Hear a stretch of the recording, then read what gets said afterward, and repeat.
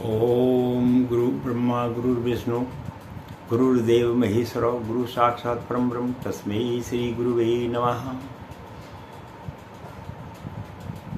प्यारे हरि भक्तों,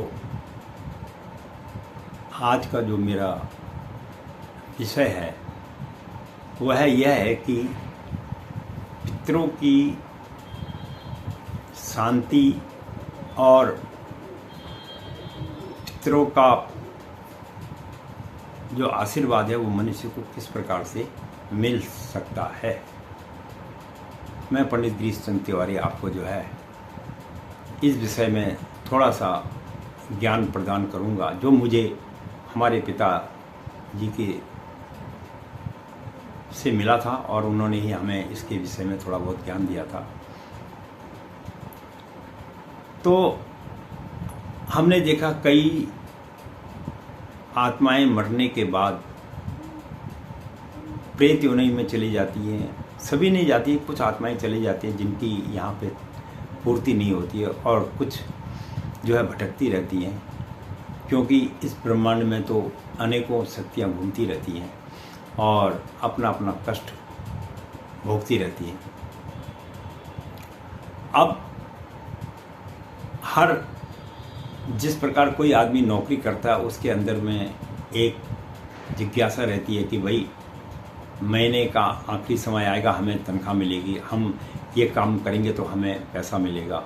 इसी प्रकार से पितरों की भी अपने बच्चों से ये आशा रहती है कि अगर ये हमारे मरणोपरांत हमें जो हमारी कई बार कमियां रह जाती है उनकी पूर्ति कर दें तो हमें थोड़ी सी मन में शांति मिल जाएगी।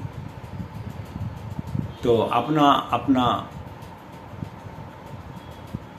जो हिस्सा है पितृ लोग भी कभी कभी चाहते हैं, इसीलिए शादी ब्याह वगैरह हम कई कार्य करते हैं तो उसमें हम पितरों का स्मरण जरूर करते हैं। पितरों का स्मरण करने से आदमी की आत्मा को शांति सी मिलती है कि भाई हाँ, हमने अपने पितरों का स्मरण कर लिया है और शांति मिल जाती है। अब कईयों के माता पिता जो मरने के बाद भूत बन गए, प्रेत आत्मा में चले गए, उसका समाधान क्या है? सबसे बड़ा विषय हमारा ये है कि उसका समाधान क्या है। आपने पूर्णमासी का नाम तो सुना ही है, ऐसे ही अमावस्या भी आती है। तो जितने भी ये प्रेत आत्माएं हैं या जितने भी जो भटकती हुई आत्मा है ये अमावस्या के दिन जागृत हो जाती है। यह दिन विशेष रूप से भगवान ने इन्हीं के लिए ही दिन बनाया है। तो प्रभु की कृपा इन पर रहती है कि अमावस्या के तुम दिन जहाँ भी भ्रमण करना चाहो ब्रह्मांड में आप कर सकते हो। इसलिए अधिकांश लोग अमावस्या के दिन कई लोगों के अंदर में आंतरिक रूप से मानसिक रूप से परेशानियां आती रहती हैं। अब सवाल ये उठता है कि इनकी आत्माओं को शांति देने के लिए उपाय क्या किया जाए।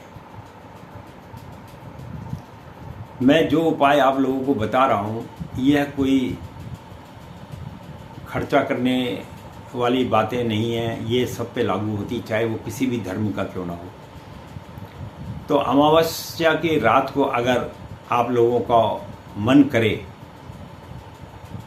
तो हर अमावस्या के दिन आपको कुछ न कुछ पितरों के रूप में या जो आपके अंदर नेगेटिविटीज वगैरह हैं उनको शांत करने के लिए अमावस्या के दिन आपको थोड़ा बहुत दान पुण्य कर लेना चाहिए। चाहे वह दान पुण्य गुरुद्वारे में जाके करें, चाहे वह दान पुण्य किसी ब्राह्मण को दे के करें, चाहे वह दान पुण्य किसी गरीब आदमी को दे के करें, ताकि उनको देने के बाद आपकी आत्मा संतुष्ट हो जाए। तो इस प्रकार अमावस्या के दिन दान करने से अगर कुछ नहीं है तो अपने ऑफिस में जहाँ आप रहते हैं वहीं कुछ लोगों को केले वगैरह वितरण कर दिए, कोई संतरा वगैरह वितरण कर दें, इस कुछ ना कुछ दे दिया जाए अमावस्या के दिन। तो उससे आपको 90% तक पितरों से राहत मिलेगी। और ये कोई कहानी वाली बात नहीं है, ये बिल्कुल साक्षात बात है अमावस्या का, क्योंकि उस दिन जो आत्माएं होती हैं ये बहुत जागृत होती हैं। और मैं आशा करता हूँ कि आप इस बात को फॉलो करेंगे, महसूस करेंगे। और कुछ मैं ये तो कह नहीं रहा कि आप जो है उस दिन भंडारा करो, ये करो, वो तो जिसकी जैसी सामर्थ्य है वो करे। मैं हमको इसमें वो कुछ कहना नहीं है, लेकिन इतना जरूर है कि अमावस्या के दिन कुछ ना कुछ दान पुण्य पितरों के नाम से कर देना चाहिए, उससे पितर शांत होते हैं। आशा करता हूँ आपको यह वीडियो भी अच्छी लगेगी।